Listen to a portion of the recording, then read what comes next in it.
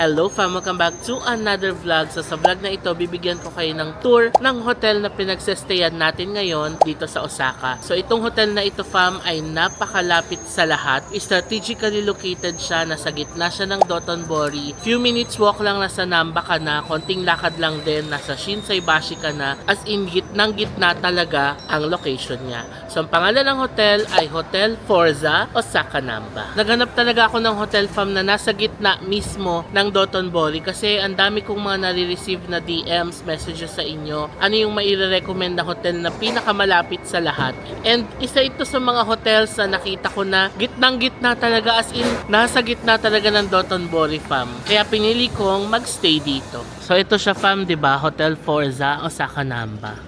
Tapos ayan yung mga rooms, yung room natin nandun sa taas. And nasa baba lang mismo niya yung Kura Sushi, 'di ba? So kung nagki-crave kayo ng sushi, isang baba nyo lang sa hotel, ayan na ang Kura Sushi. Tapos ito na agad yung Dotonbori area fam.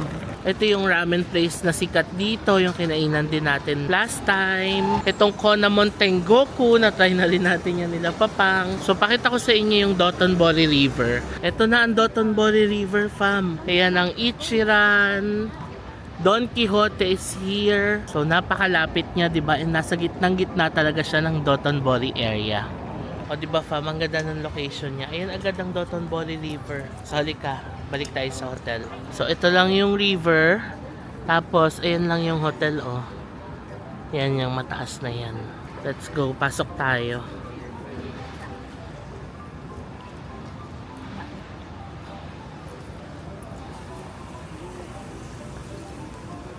Ay, ito pala, malapit na shoppingan din. May mga masasarap na kainan din dyan sa loob. And then, nandyan din ang Ichiran. Ito pa, masarap tong izakaya place na to, diba?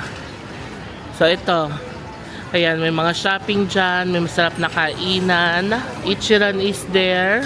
Tapos, dito, yung buong Dotonbori. Shopping, restaurants and all. Napakalapit mo sa lahat, diba? Alright, so ngayon, akyat tayo sa taas fam. Pakita ko sa inyo yung hotel amenities, breakfast, and yung room natin. Halika, pasok tayo. So, yung reception area nila fam is nasa 3rd floor. Kasi yung 2nd floor ng building, nandun yung Kura Sushi, no? Ito na ang kanilang reception area.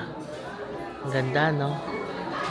Tapos, nandoon naman yung breakfast area. Meron din silang money exchange. So, kung kailangan nyo ng yen, pwede kayong kumuha dito.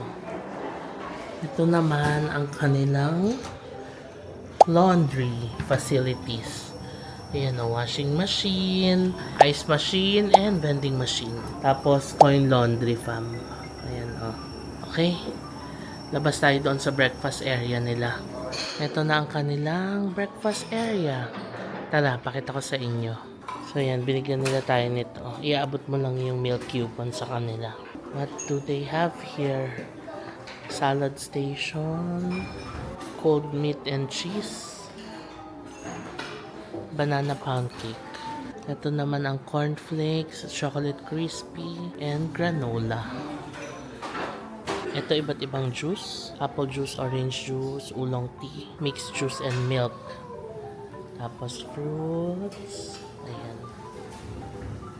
Ito ang kanilang coffee station. Pwedeng coffee, light coffee, and iced coffee. Savory steamed custard in individual cups. Ito from rice. Tapos bonito. Yung nilalagay yan sa ano, diba, takoyaki.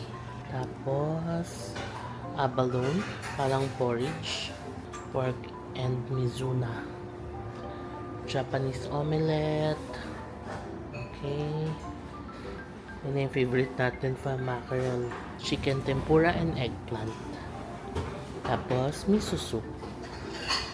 Meron din palang soba. Green tea soba noodles with fatty tuna. Ito naman, merong vegetables, hamburg steak, fish fillet, bacon, and omelette. Ito pa, mang cute ng lutuan nila ng pancake, oh. Malalaglag na lang siya dito. First time ko makakita ng ganito, ah. Pancake maker. Tapos pwede nyo lagyan ng mga strawberry sauce, mango sauce, whipped cream, and all. And then ito naman ang kanilang freshly baked croissant and pan au chocolat.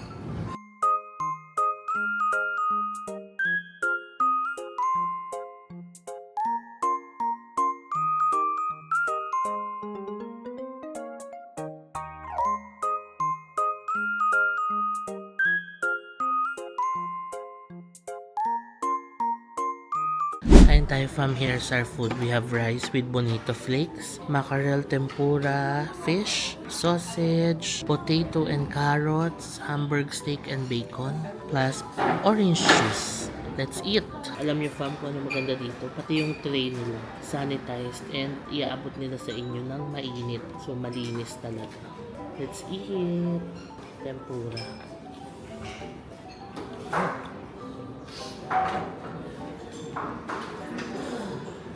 Sarap.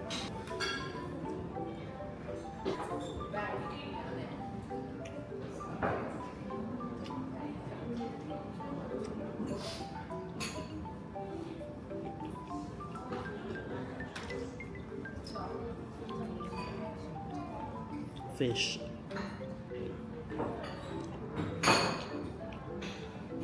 Ang sarap ng fish. May pagkalasang pesto.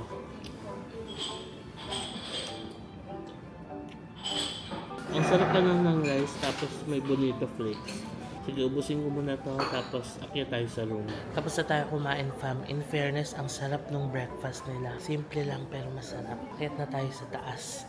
Ito siya, third floor yung lobby, front desk, restaurant, pati yung mga amenities. Tapos fourth floor hanggang 12th floor ang mga guest rooms. Doon tayo sa 12th floor sa pinakatuktok.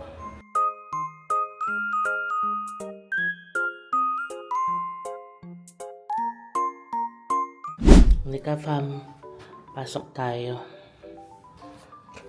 1202 yung room natin. Hello?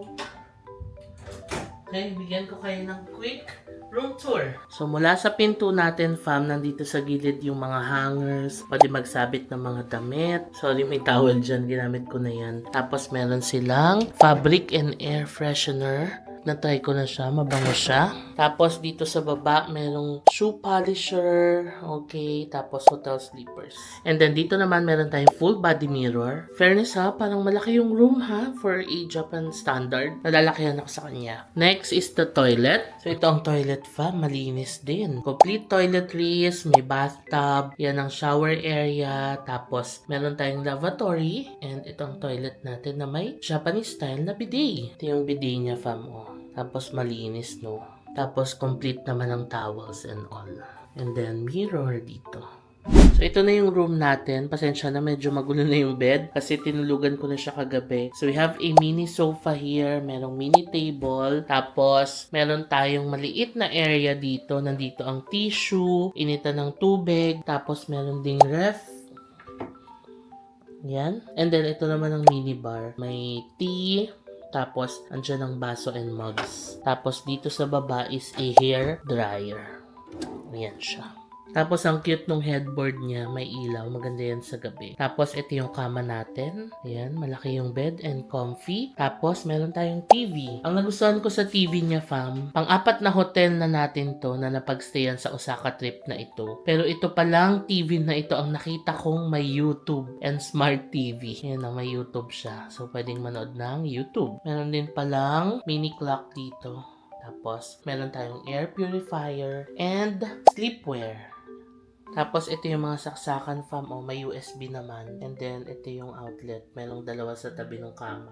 Okay fam, that's it for the room tour. Ngayon, bigay ko naman yung details ng room natin. So, nabuko ito for 6,500 pesos. For isang gabi na siya, tapos for one person. Ayan, so ang room natin ay Forza double room for one person. Non-smoking siya, tapos breakfast included na rin yung rate. 18 square meter yung size ng room, tapos queen yung bed natin, kaya malaki siya. Tapos room facilities, may hair dryer, hotel sleepers, toiletries, phone charger, TV, kettle, refrigerator, and air purifier. Kung magbubook naman kayo fam, kasi nag-search din ako sa Klook, no? Nag-try ako mag-search ng July 1 to 2 na date dito sa Hotel Forza. Ang double room for 2 packs ay 8772.6. Kung tatlo naman kayo, meron silang Forza triple room. Ang rate is 14449.1. And then kung apat naman kayo, you have to get na dalawang double room, 17545.2. So yan ang mga rates ng Hotel Forza fam. I feel na for the rate, okay na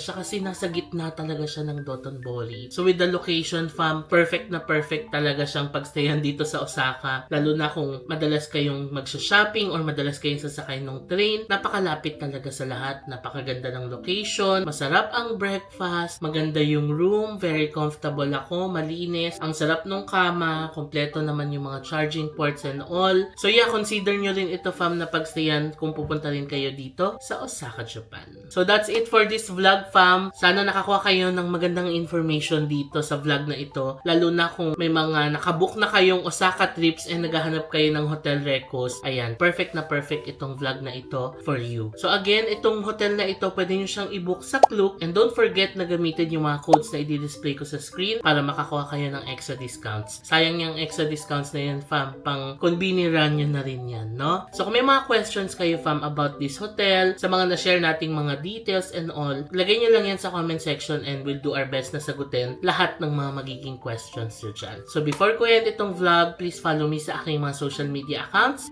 JM Banquisio sa Facebook, at JM Banquisio sa Instagram, and at JM Banquisio _ sa TikTok. Kung nagustuhan nyo itong vlog na to, please paki-like nyo naman and subscribe kayo sa channel ko fam and hit that notification bell para ma-notify kayo every time na magkakaroon tayo ng bagong upload. Maraming salamat fam sa panonood and I'll see you on my next Osaka vlog. Bye!